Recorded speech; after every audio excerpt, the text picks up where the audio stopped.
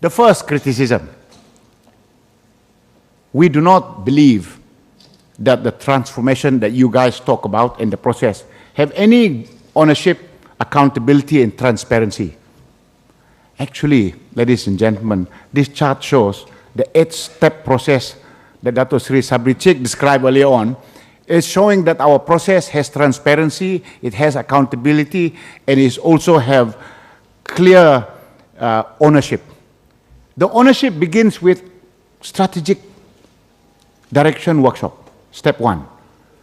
We have cabinet workshop from the Prime Minister, the DPM, the cabinet ministers. We sit together for solid 1 day to discuss what are the key things and the key priorities of this country. They take this full ownership. So when we talk about ETP and GTP, it is owned collectively by the cabinet. They take ownership. Then we run the labs. In the labs, we get the various ministries involved. We get their ownership as well. So if it is various ministries, all of the staff are inside there, private sectors involved. So we get solid ownership of people. Number 3, open day. Kita buat open day, we get the public to come there.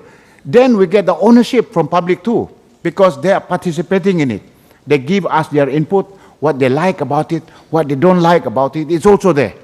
So we get a full ownership from the top to the bottom. Now, transparency. We have a roadmap. We publish the roadmap.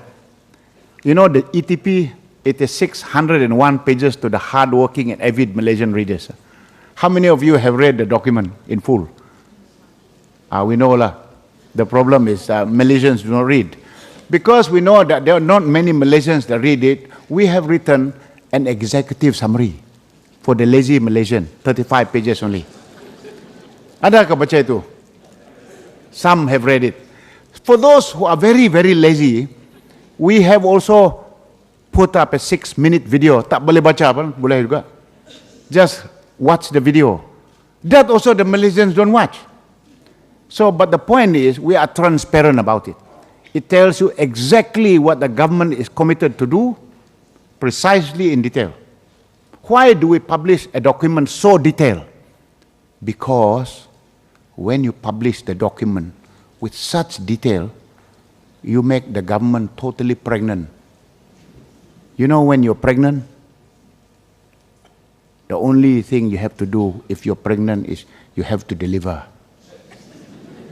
So now the government have told the public, this is what we promise to do in detail. We have no choice but to deliver. Kita sudah jadi pregnant lah.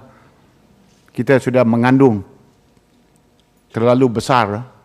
So we got no choice but to have to deliver. Then, we then give every beginning of the year, every minister receive KPIs from our Prime Minister. Including our DPM, dia ada KPI juga, targets, semua ada. And so this KPI is giving the ownership and accountability to all the ministers. Every 6 months, we have an assessment by the Prime Minister so that the ministers are assessed. They are given scores, each one of them. And then we also list down what they have achieved, what they haven't achieved. By the way, when we have this cabinet assessment by the Prime Minister, there are only 3 people in the room. The Prime Minister, the Minister concerned, and myself lah. And why we don't allow anyone else? Because we want the Minister to take full ownership. He must know exactly what happened in his or her ministry. Cannot bring the KSU to explain it. The Minister must know in detail exactly what's happening. He must account for it because it's about ownership. Then the implementation. We have steering committee meeting led by the Minister and the KSU, everyone that's involved. We do this every month. In fact, the GTP is held. The guy who runs that is our DPM. DPM chairs all of the NKRA's meeting.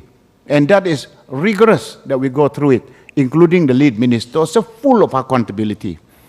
Number 7, we also make sure that the results, memang betulnya, we get PricewaterhouseCoopers to go and audit it and validate the numbers. If it is not correct, they will change it. And so we have also an international panel, including people from IMF, from World Bank, and the guy who used to do my job in Tony Blair's outfit in the UK, he's also in the panel. So they validate this. Then we do an annual report that we release out to the public every year that gives the full score about what we have achieved, including what we have not achieved. So what we have achieved is marked red. Sorry, what we have achieved is marked green, so check whether you're still awake. If they haven't achieved it, it's marked red.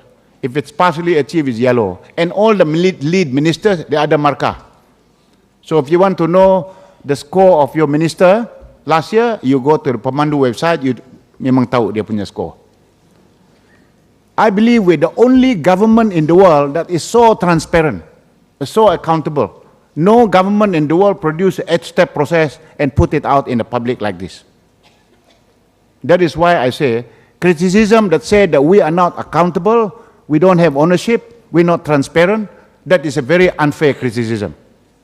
In fact, when I share our methodology with a very senior minister in the Singapore government, you know what he told me? Wow, Idris, you guys in Malaysia are so transparent. You know, there's a fine distinction between transparency, nudity, and pornography. Because we have become terlampau transparent. But that is the point. Under our Prime Minister, we have put in a methodology that calls us to really be accountable.